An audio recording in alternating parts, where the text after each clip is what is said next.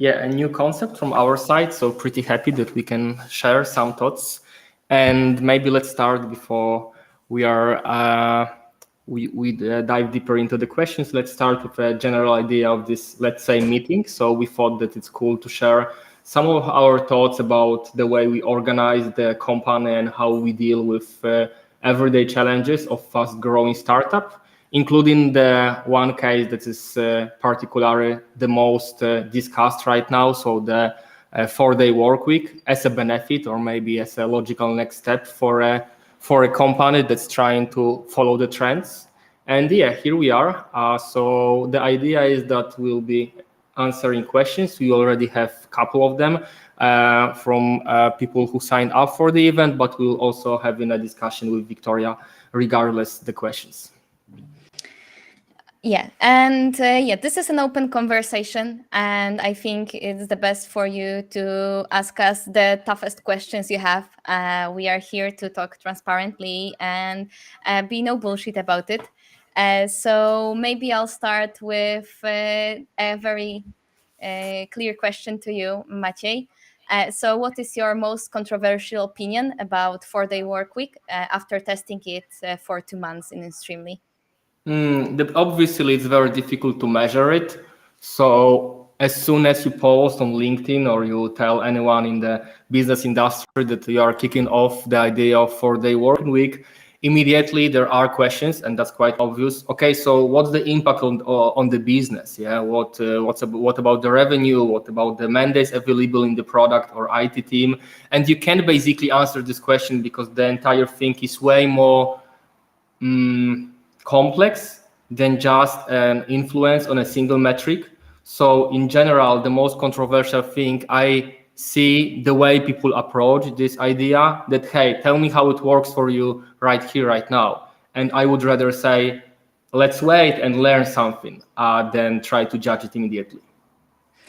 Yeah, my most controversial opinion would be that it's very easy to get used to it.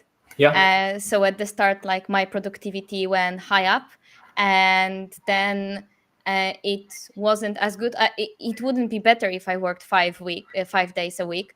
But there were times that even those 4 days were not enough to make me more productive or more well rested, more like better approaching my responsibilities.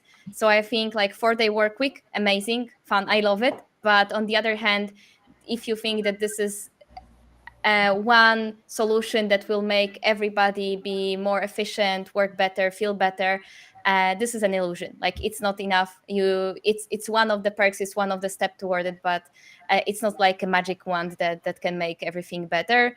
And it starts with each person individually. So for me, it was how well I first responded to the 4-day work week, and then how also insignificant it was when other problems arise for me. Yeah, and by the way, talking about the problem, so some of our colleagues were reporting that it was challenging for them to get used to work 4 days a week, having a Friday off, meanwhile feeling like, hey, there are things to be done. And maybe it would be better if I would work because I wouldn't feel that deep anxiety inside, because we are so much wired about the concept that we work from Monday to Friday that when suddenly you decide together with your colleagues, hey, Fridays are off, it seems difficult. So I wonder what was your approach towards the inner voice telling you, hey, it's working time, don't rest. Did you have it? Yeah, I have it, especially when I feel like I have not done enough in the 4 days, so that I like procrastinated on something or struggled with some task or felt overloaded. I usually, when we work 5 days a week, it meant that Friday was an awful day for me because I tried to squeeze everything in and I was just tired. I usually, for me, I right now try to just chill and say, okay, tomorrow is another day. Today I will not be able to do more. But one thing I worried about is that there are certainly some people who work 100%, like they are high performers, very focused, very task driven. And this is the anxiety you said, that they are people who were working 100% 5 days a week, and now they got one day less. So it's not like they got more productive in other days because like they were at full Yeah. capacity, and this gives anxiety. Okay. But Okay. for me, yeah, no, go ahead. Yeah, I hear you. I feel that for me, although I felt like I'm working during those 5 days and I'm engaged and involved, after I realized I have one day off, I just started to pay more attention to particular things I've been doing Monday to Thursday with the idea behind that, okay, have more focus right now because you're going to rest on Friday. And in the end, I'm not that sure if I like it because I liked my agenda that was like pretty slow, maybe some people would say, like going out for a walk with a dog during the day, having a meeting with a friend. And then I realized that in the idea of 4-day work week, there is a thought in my mind saying, hey, don't do it right now because now you have the Fridays off. But I'm not that sure if I want to have all my things I like to do squeezed into Friday. So I personally think that it is possible to work, let's say, harder, be more focused in these 4 days, but there is also a price you are paying for this. And I am not such a huge fan right now of this pressure that is being created. But once again, we've been working for so long in this particular mode that I think that's normal, that for our brains, it's something new and we need to adapt. Yeah, maybe also as a context for those watching us, because people sometimes think, what do you mean by 4-day work week? So, Yeah. as a context, when we introduced a 4-day work week, we meant 8 hours a day, Monday to Thursday, Fridays off, the same pay, not lowered pay, unlimited holidays, so not lowered holidays, etc. Just like working less. Of course, that was the main idea. So it was not like we told people to just work 10 hours a day, but of course we, on the other hand, do not tell people to work any hours a day. We just, think about the goals that are to be done. And Yeah, maybe this is this is the important. point here. So I think having discussion about the 4-day work week is very difficult without understanding a context that comes from a particular company. So our context is that we feel that control is not helping. So we are not controlling ourselves, our team, whether someone is working in the morning or in the evening, whether he took a day off because he can do it anytime he wants if he discuss it with his team. So in our case, it was just a step forward in the idea that we do not have to have a fixed commitment on how much we're gonna work, that it's still kind of a sign, hey, try to have the Fridays off, but we are not forcing anyone, same as we are not forcing people to work on Wednesday or Tuesdays, because in the end, what's crucial for the company that want to run this try or start with 4-day work week, you need to be oriented around goals. You need to understand what is the goal, and then you can start measuring effects, not hours, because if you do well with your OKRs or whatever you do, it doesn't really matter how much you work. If you don't, then you It can doesn't start really feeling. matter how much you work. Yeah, obviously.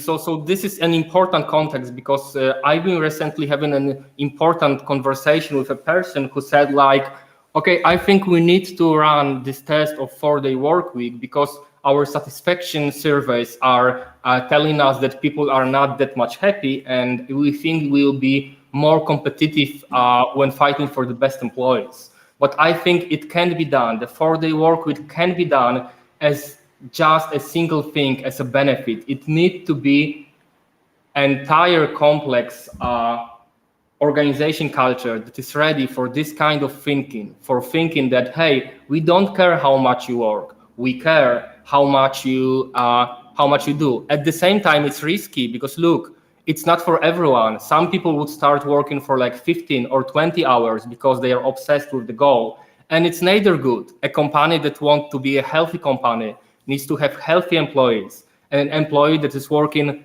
12 hours a day because the Friday is off is neither good. So I would say that one of the things I've learned is that the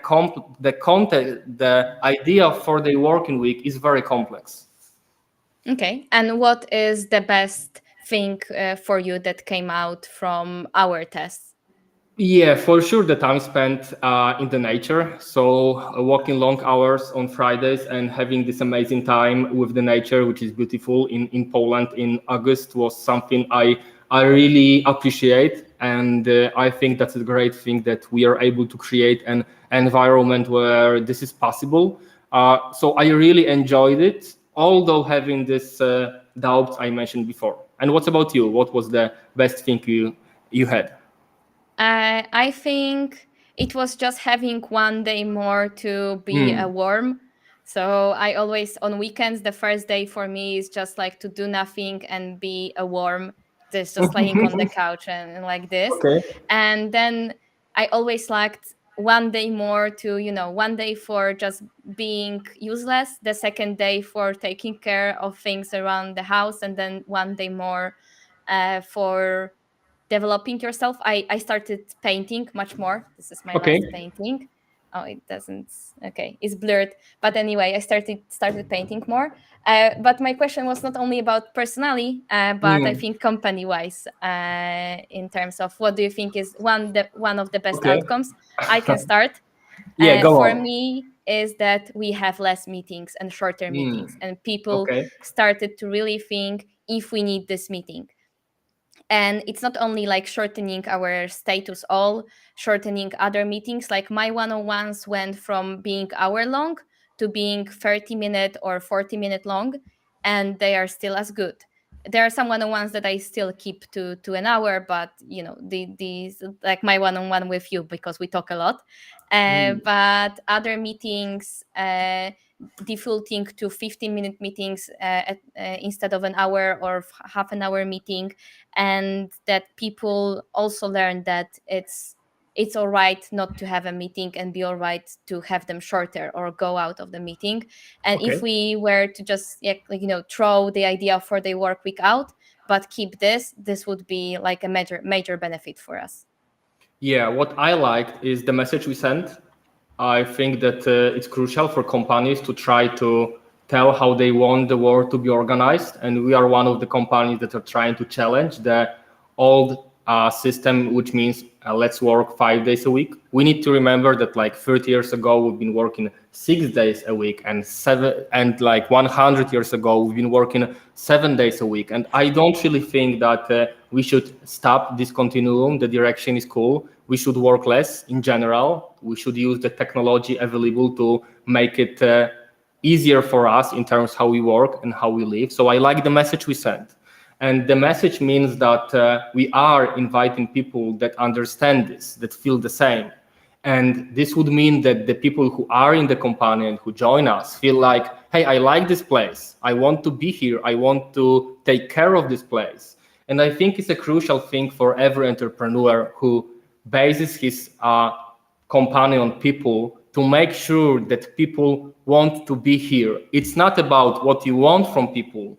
It's about what people want for your place. And if they want to care about it, that's perfect. That's great. That's making a significant change in the way people act in the company. So I love the message. I love the fact that we are attracting people that are thinking in a similar way to ours. Yeah, and the thing you said about like feeling a bit proud that we are doing something that most people do not do, it added to the benefits. Like for me, it was just fun when people asked me, "Oh, where should we meet? Should we meet at your office?" And I was like, "Yeah, we Hmm. don't have an office," and they were like always surprised. And now I add on top of that yeah, we also testing a 4-day work week, so we cannot meet on Friday. Hmm. And it is just personally rewarding to be able to create something, because company is a creation of some sort, that is interesting, surprising, something else, something different. I think this is also like a benefit for founders, because in the end, and this is why we decided even with the 4-day work week, because at first it was a joke. Like I remember this vividly, when in February or something, I joked on our founder status that, oh, maybe 4-day work week. And we're like, nah, maybe not yet. And then 2 months later, we joked about it once again. And 2 months later, we decided, okay, let's just try it. Mhm. And because we wanted to make a company that's a good place to work for us. And so if somebody asks us why did we decide for a 4-day work week, of course there are benefits, there are like employer branding, all those things, but in the end we decided to do it because we thought it's fun for us as founders, like good for us as founders. Yeah, I think that's the main rule when doing a startup. Have fun, regardless how difficult it may be. So being open to new possibilities is the thing I appreciate the most about the company we've built. So being able to do, fail, and change and repeat is great. So obviously there is a good moment in the industry to try this. So a lot of companies are having a conversation how to do it. I don't think that for every company it's doable. I think it's easier for a company like ours, for example, and standard agency models when you are being bombarded with emails from clients on Fridays would be more difficult. And obviously we shouldn't expect everyone to change to 4 days work week, but I think there's like a general shift in a way people are thinking about their companies. But meanwhile, I mentioned the industry, and obviously on one hand it's a good time because people are having a conversation about this, are more and more interested in their private life, how to make more out of it, how to work less. But at the same time, there is the situation called, let's say, a crisis that is beginning. The war that Russia began on Ukraine a few months ago, which affected the region where we are from, so CEE. So I wouldn't say it was easy to say, hey, we don't know what's gonna happen with the industry, with the market, but let's work a bit less. So I have had conversation where people were saying, hey, is it the best moment for you to work less? Yeah, and maybe we should also talk about it because one thing is like the undeniable like benefits of feeling better, also cool, like something to try, etc. But there is a downside to it, and Yeah. there are like things that we see are negative for our company. So can you go a bit in depth about that?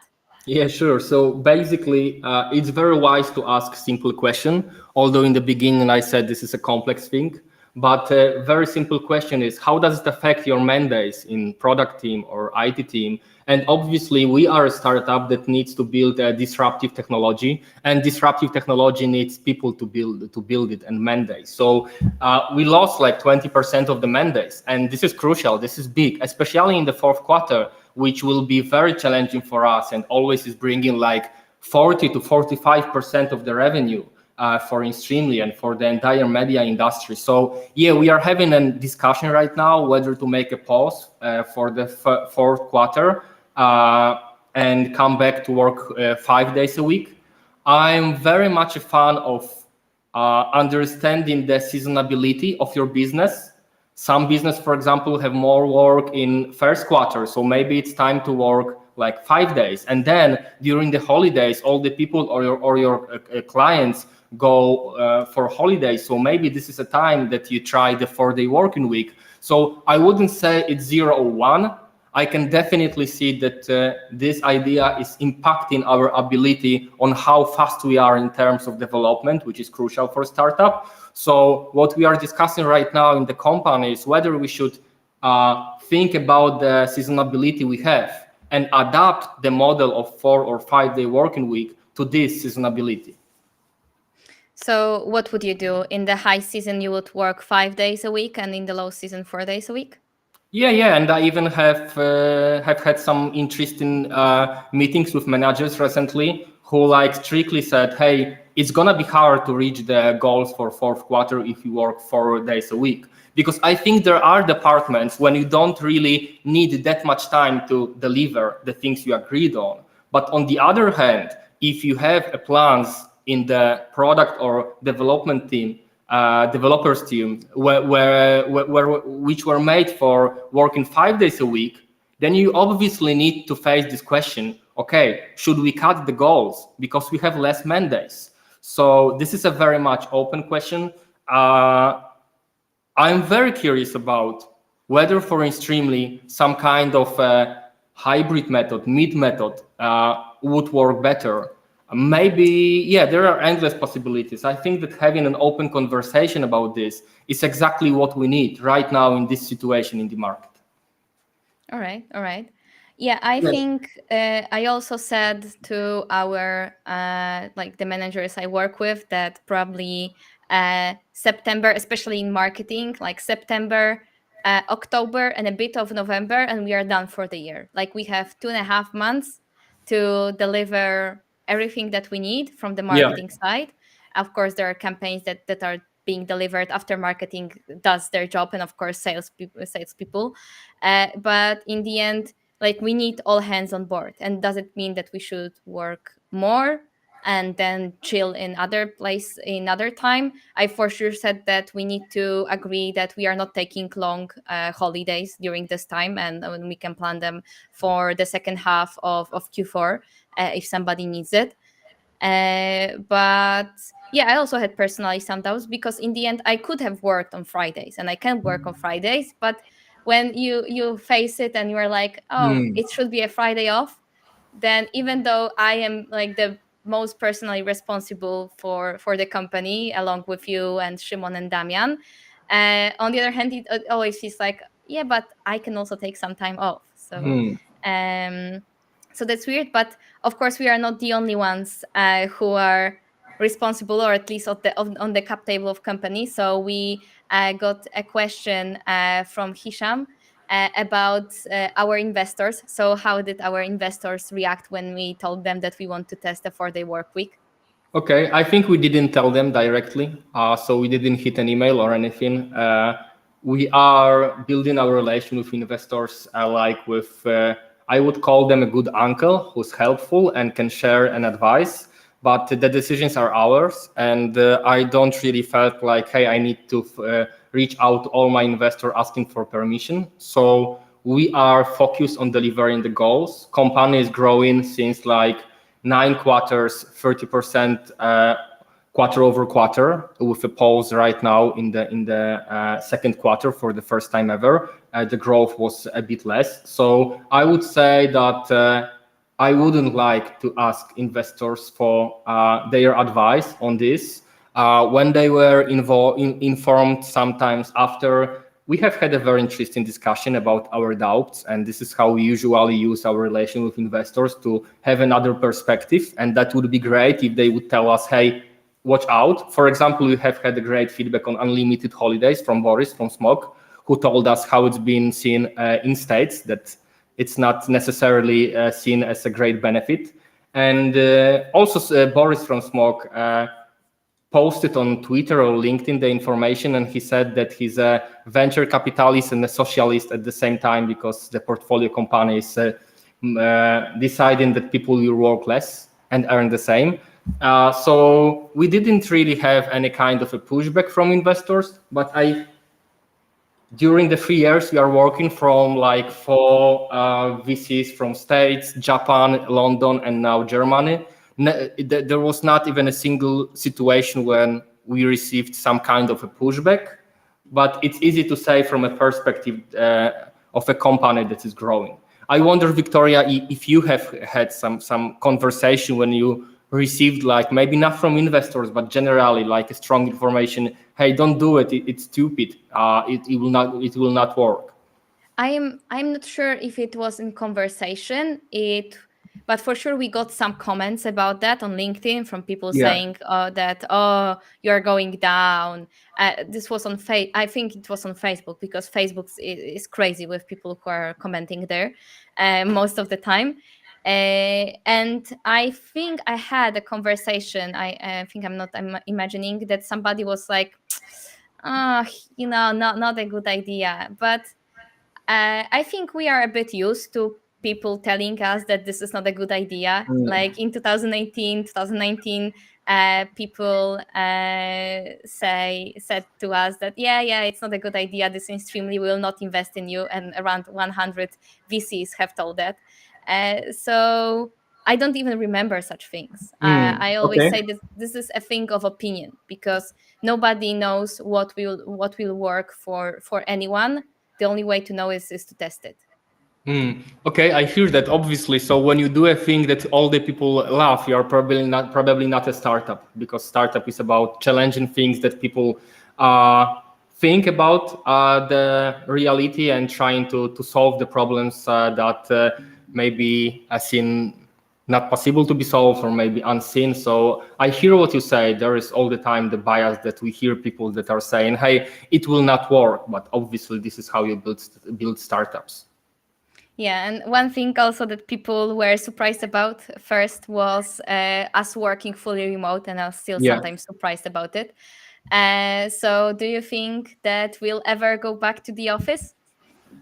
I don't want to get back to the office because of what you said before. I believe that the company and the fact that you own and run it, this should be a good company for you personally. Only then you are happy in the company. So I love the concept of working from my home where I am now. I feel very good. I really understand all the things that are wrong, that needs to be taken care of.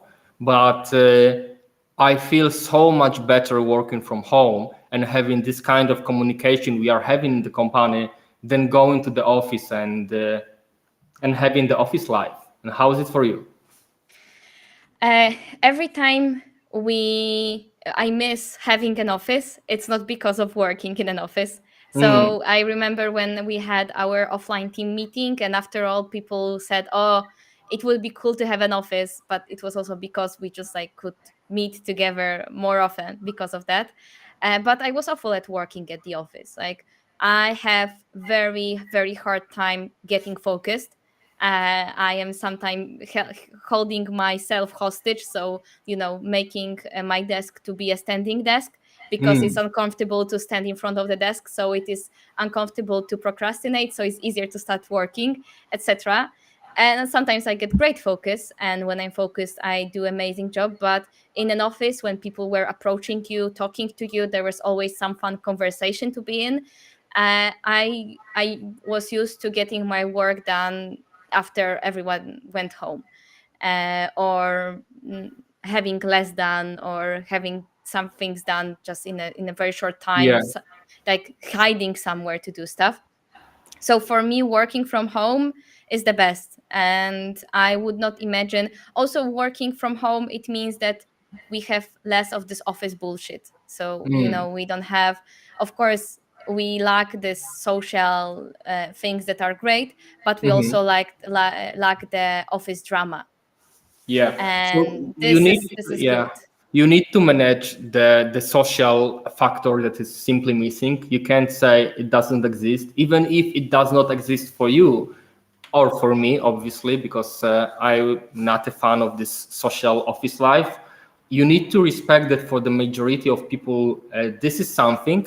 Even if you are very strict in assessments, in recruitment process, and you want to acquire only those people who feel good in remote work, they still have their social needs. And I believe you need respect this. And one thing about the office, I like what you mentioned. So being in an office force you to constantly search for situation when you are left alone, when you can focus. And in the end, people over, this is my experience, stayed over hours because only then there was peace and quiet. And they were so much against taking the job to their homes or not allowed by bosses to leave early, that they were thinking, okay, I'm going to sit now from 6 to 8 p.m. because there is silence, I feel good. What is very bad. In general, in office, you are part of a bigger organism, and this organism has its tempo, has its rhythm, and you need to adapt. Meanwhile, in remote work, this is you who are giving the tempo. Obviously, you have some meetings you need to synchronize, but there's a huge difference between who is the one who's telling how the orchestra plays. And by the way, we understand that this is a challenge for people to work fully remotely. And I would never say it's easy. I find very interesting to share with people how you can organize differently in working remotely. So recently, I've did such a small, let's say, presentation on how I do work remotely from like 5 years.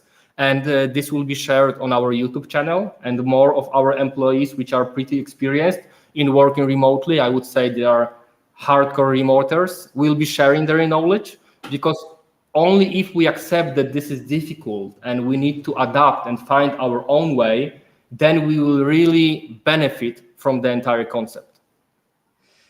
Yeah, I think the biggest issue with remote work that we've been pretty good at working on, but I think this is our biggest blind spot, is that for sure when you work in an office, it's easier for a junior person to just get in, talk, Yeah. give feedback to the junior person. And in our case, especially since we are focused on individual responsibility, individual tasks, etc., we on one hand want a junior person and we believe in growing people and helping them grow. On the other hand, from the day one, we in some way expect them to be fully capable and do stuff. And this is hard. And I think we haven't yet solved it perfectly. What do you think about this? I think this is one of the things you can't really manage fully. So understanding that some of the things work far worse in the remote work is important. So the onboarding process, obviously, the human factor is so much interesting. The ability to look how people work, to understand I would say the soul of the organization, how people treated each other. So it takes a lot of time for for a newcomer to really feel like, hey, I'm here, I understand everyone. But as I mentioned, this is something we need to manage. This is why we meet every quarter for a longer offline meeting, and we have like monthly shorter meetings, 1 days in the cities where most of the people are working from. So we could list a lot of factors that are making the remote work a bad idea. At the same time, you can only enjoy working remotely if you really feel like the benefits are far outcome the cost. So I really try to focus on what I love, how good this is it for the company, the asynchronous work model, the focus on documenting everything on ClickUp, etc. And I try to manage the bad things, because I don't think that we ever create a perfect concept.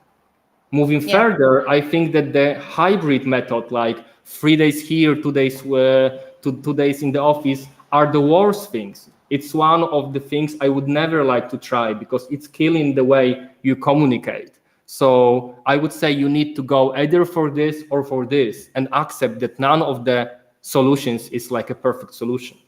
Yeah, and I think for global companies, it's gonna be just remote. If you agree that hybrid work is the worst because it creates silos of information, just like office, and doesn't have the benefit of remote work fully, etc., then if you are a global company, you're having at least 2 offices.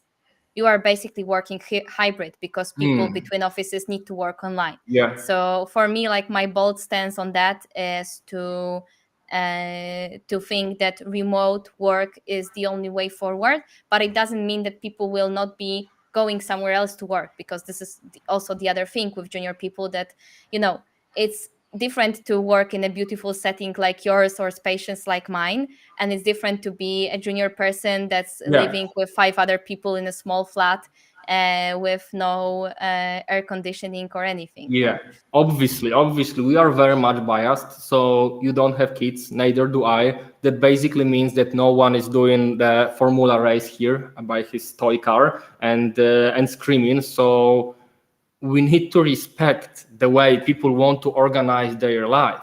And it's absolutely fine for people to say no to remote companies. And I really like this moment when people are realizing in the recruitment process what kind of a company we are, and they take a fully independent adult decision that, hey, this is not for me. I love this. This is very fair thing. Way better than a situation when someone says, I will adapt.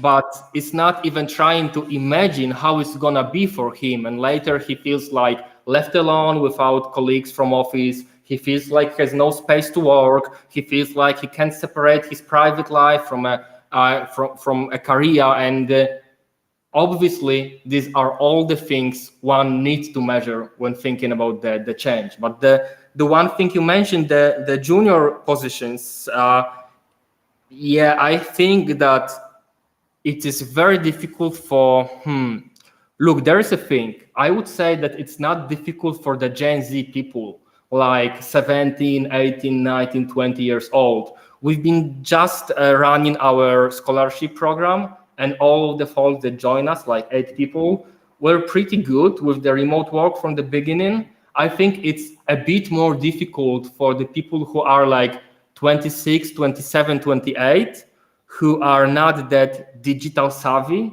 who are still a little bit into the concept of the old school work, and then they maybe already had some experience in a corporate or something, and they move here, and this is difficult. This is the one of the most important things for for us as a company, to help these people, young people, perform good, although the remote concept may not be the best for them in the beginning.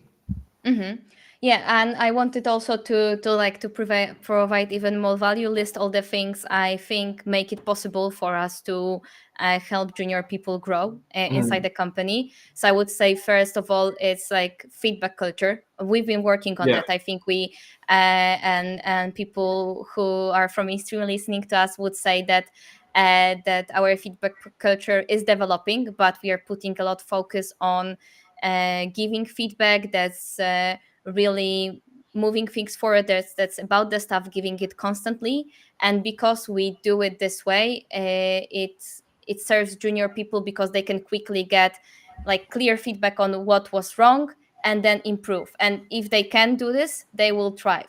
The other thing that I think we do very clearly is that we put a lot of focus of our managers having one-on-ones, or for example, we also take young people to let's say leadership positions, and put a lot of focus individually as founders to help them develop. And I don't know, like my statuses with my managers are also a lot about like growing as a leaders. And it's not like it's a common thing to do. It's not the groundbreaking, but on the other hand, if you put enough focus on those two things, so providing clear fast feedback, and on the other hand, like good support and a space to talk things out and learn from them, it's enough for juniors to grow inside a fully remote company. Yeah, this is true what you said. You are the best example. So we've been always good on promoting junior people.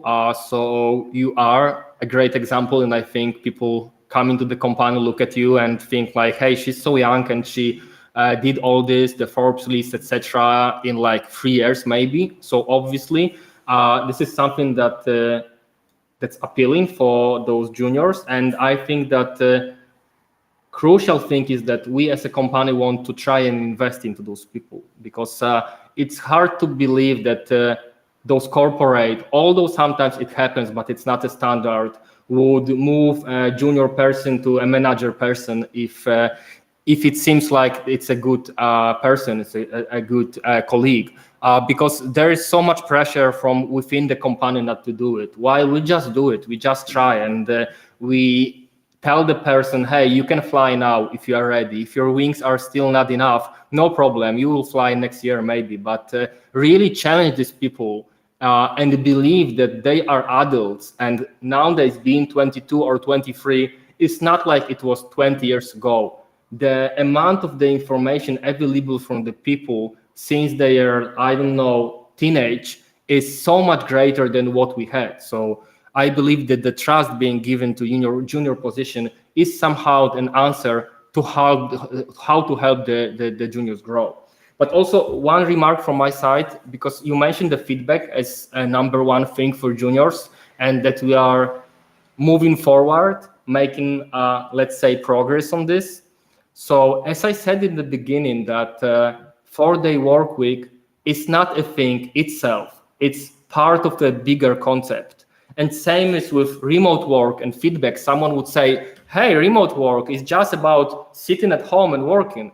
No, it's about the way you want to approach the idea of working together. And feedback, no, the remote work without a great culture of feedback is one of the worst things that may happen. Because in the office, when you have all the time those small interactions, you are kind of giving the feedback with small words. And here in the remote work, you really need to have a focus on giving the feedback, because if not, then there won't be a space for this. So this is why I would say the remote work is very much in some kind of a connection with feedback, and the entire concept is pretty complex. Yes, and before you mentioned that we are very open about that. If somebody, oh, I love the life. It's great. So the question now is whether Wiktoria is alive, and I yes, hope I'm so. alive. Hello. Yes. Uh, I love it. all right, and I wanted to talk about, because you said that if there are people who decide that our culture Yeah. is not for them, Yeah. they are free to go. Yeah. I wanted to share my thought about it, because I've been thinking about lately that usually most of the time when we were unhappy with somebody's performance, how they work, etc., they were usually also not happy with us. And every time we made a tough decision to let someone go, I don't remember any time lately that we have let somebody go from inStreamly and they were unhappy about it. Like some of them were relieved, some of them like Okay. felt like it This is wasn't for interesting. them, and yeah, it might sound like people are happy to leave because they are unhappy to work here, but I have a different opinion that for founders, it's usually hard to make this decision or to let somebody go, because you always try to find the reason for underperformance first in yourself or in your decisions, and then in the person. But also the thing about culture and company fit is in here. So like when you are unhappy, it means that somebody's likely also not to be happy about it. Okay, this is very interesting. I didn't think of that this way. I was just having in mind that we have a very low churn in terms of people who are resigning. Like for the last 2 years, I think it was maybe 2 up to 4 people, and we are a team of 70. 70 people, so quite a lot, maybe even close to 80. So I think less. It's 60 something. Oh, I'm sorry. I may have made a mistake. I'm not that much into the numbers. I lost the track in some moment, like over 50. Anyway, the churn is very low, and together with the fact that most of the people, when they leave, they say, "Hey, it's good that we part our ways."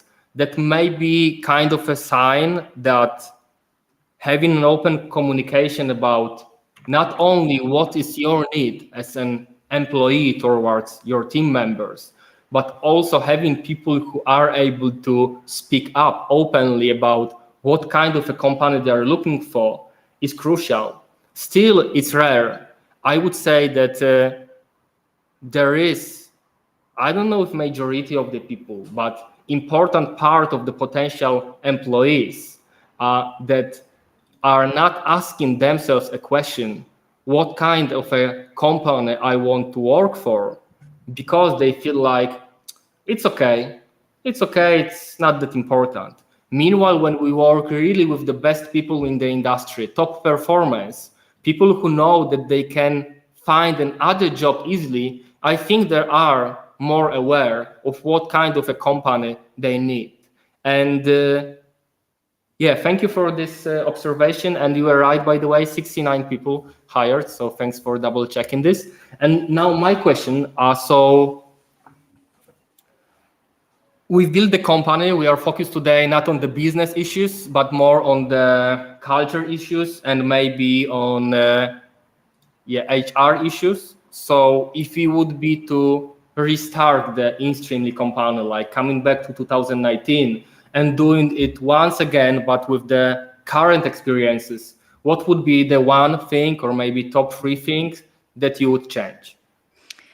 But we are talking about company as a whole, or the culture, or my. Okay, I'll tell you 3 things. So, first of all, my personal thing is I would spend more time about thinking what's important and what should I do and what I shouldn't focus on, because I spent especially the first 1.5 year overworking myself and not always with the best results, and I was a bit lost. So probably would have spent more time on prioritization, on thinking what's important for me, how should I approach it, because there is always something to do. The second thing that I'd do differently is to make faster decisions, especially around marketing and how we work here. I think we spend too much time waiting for results and not enough time thinking about the only thing that's constant is change.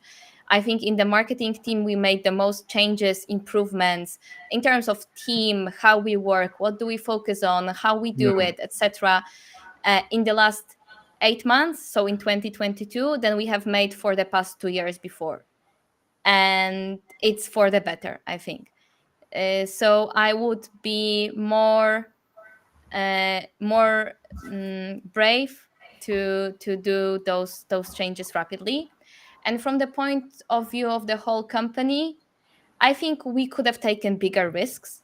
I think we could have decided to go in big in some cases. Of course, it might have made us not be the same company we are right now, because it could have backfired. But I think there were times where we could uh, put everything, like put double the resources on one thing, and see what happens, instead of like doing it the halfway. I don't Okay. know if it were better. I think it was the risk worth taking. I think this is something we are also thinking about moving further. But I would just do it differently, just to see what happens if we have done it. Okay. And are you brave enough now? To some extent, yes, because we decided to make some changes, especially like in the marketing space, in our budget, in what we want to focus on. I think I'm also more conscious of myself, and also more calm. Maybe I even feel more confidence in myself than I had those 3 years ago. So it helps me approach those hard decisions, hard challenges, with some calm that I didn't have before.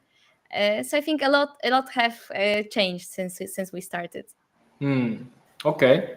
I'm And what? having, yeah, it's very difficult for me to answer this question because I don't like to judge the past considering the knowledge I have right now. Mhm. If we would start now and I would have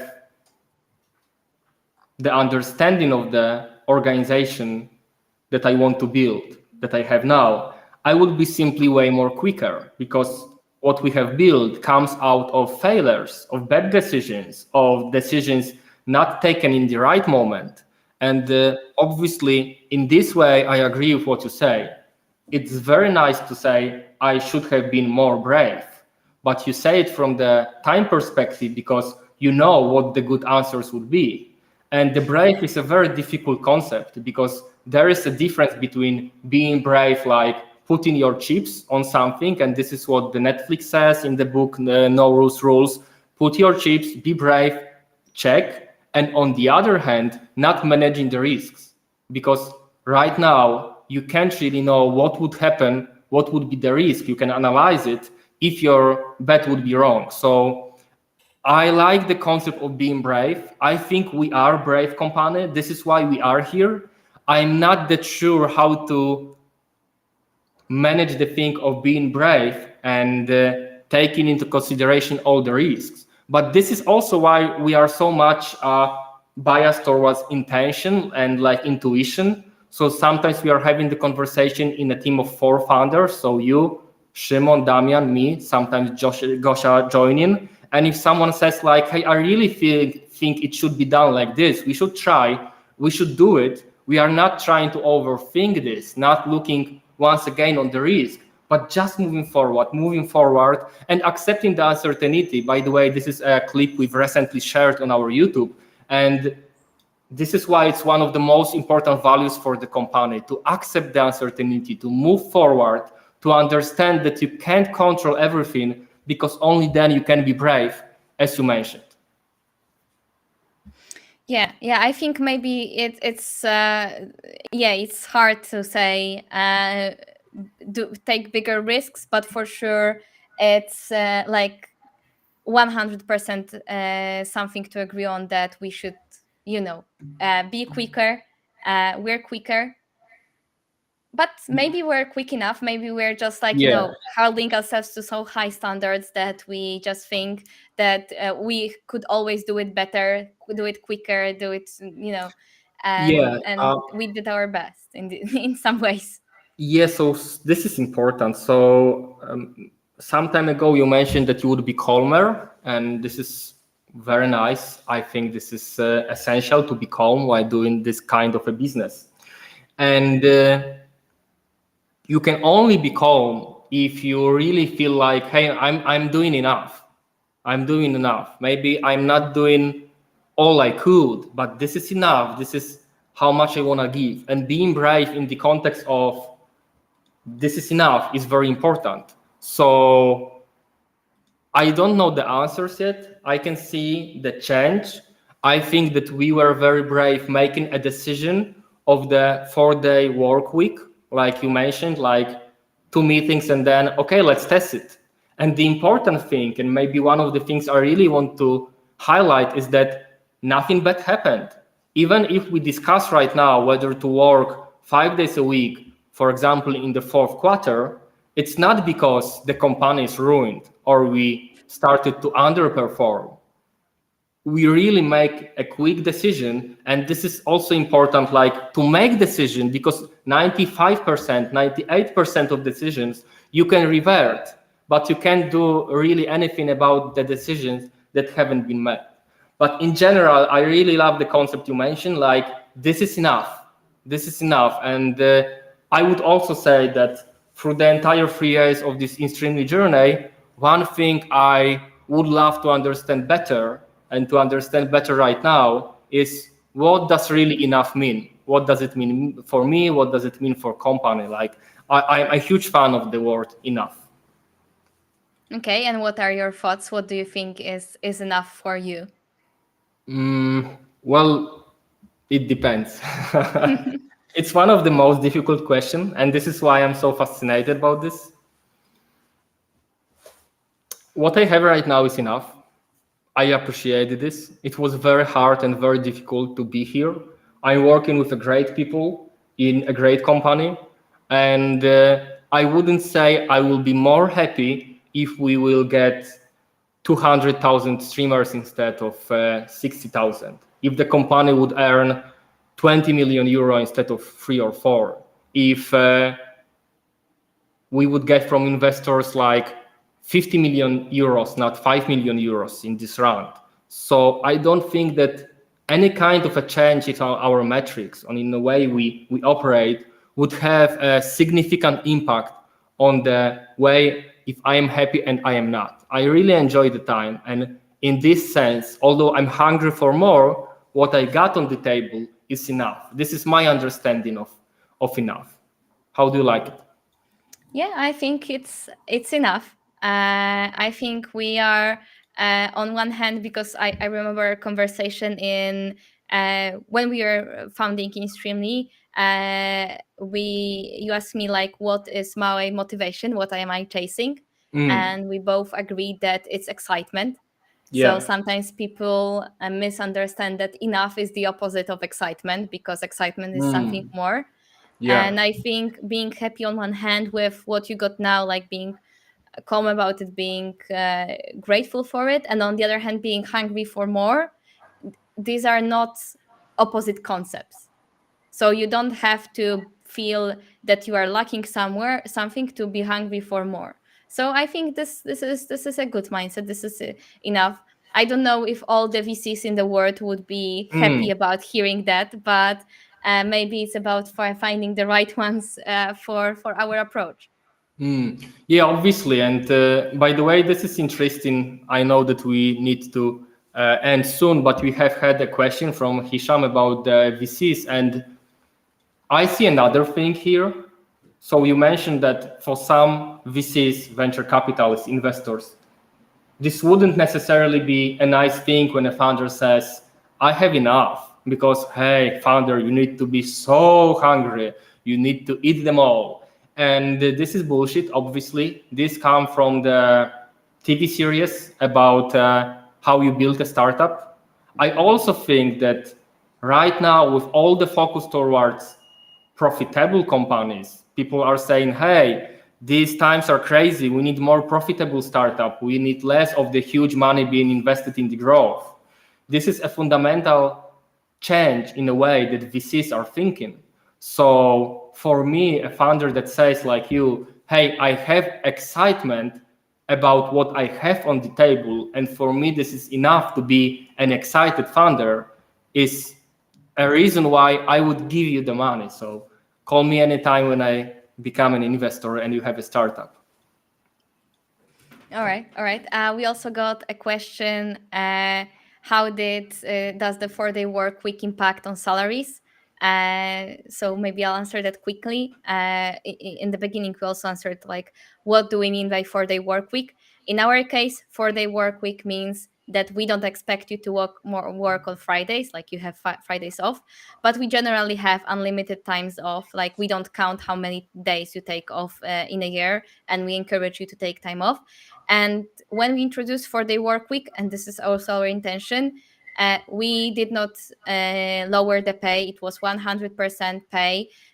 We did not make the hours longer on other days. It's still 8 hours a day, like the expected 8 hours a day, or anything else. Like we just thought that we can make the week shorter. We can get the same work done within 4 days and pay the same price for the same but the same salaries for the same work.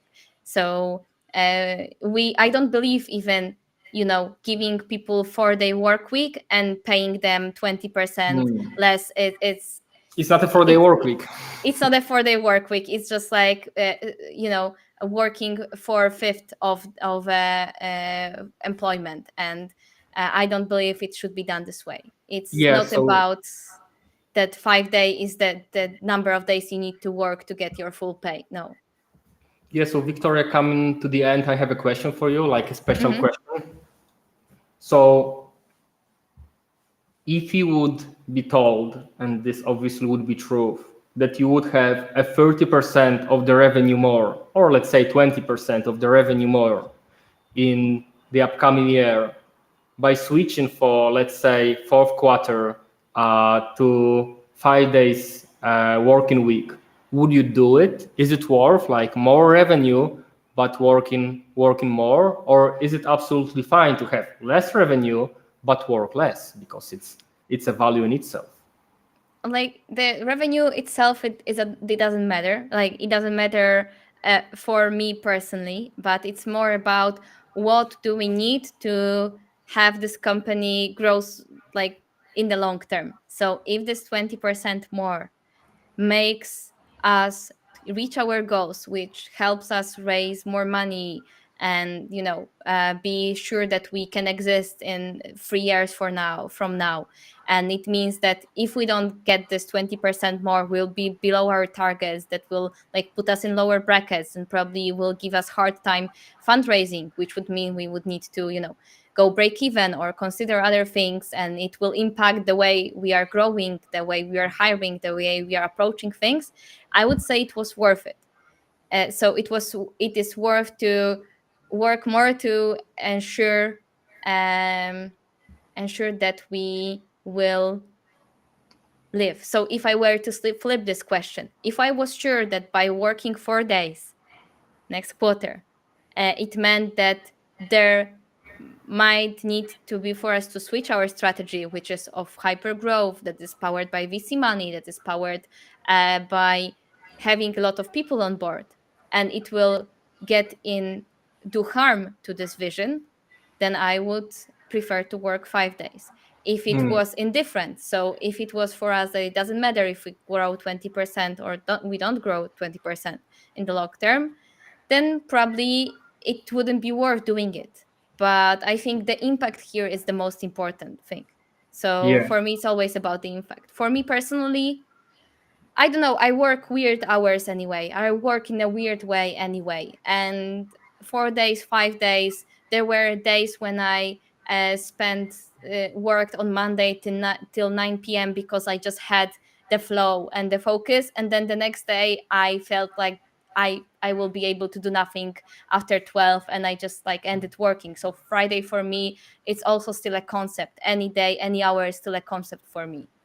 Okay, cool. Thanks for your answer. So what I hear is that it depends on what is enough. And this is a nice word we've been playing with today. And I personally believe that when building a culture or any kind of a concept, one of the crucial things for the company is understand what is enough for the company. In the same time, what are the goals for the company? What is enough for the employees to have them excited, to have them really believe in the company. So the enough word is very cool. So thanks for the answer, Wiktoria. I know you weren't prepared, but great answer, really. Thank you. Thank you very much. And thank you for hard questions. You know, I like hard questions. Yeah. Okay, so Okay. what? We are done. Yeah, we are, I think, done for today. So, to everyone listening, if you find it interesting and you are watching it after it has gone live, you can still ask questions in the comments. We can reply to you just like, asynchronously. And we'll be doing Q&As or AMAs or just talks around everything involving inStreamly or something quite regularly. How often, I don't know, but we'll figure it out. So be sure to follow our fan page, our LinkedIn, because this way you will get the notification when it comes to the next episode. Awesome. Thank you very much. Take care, everybody.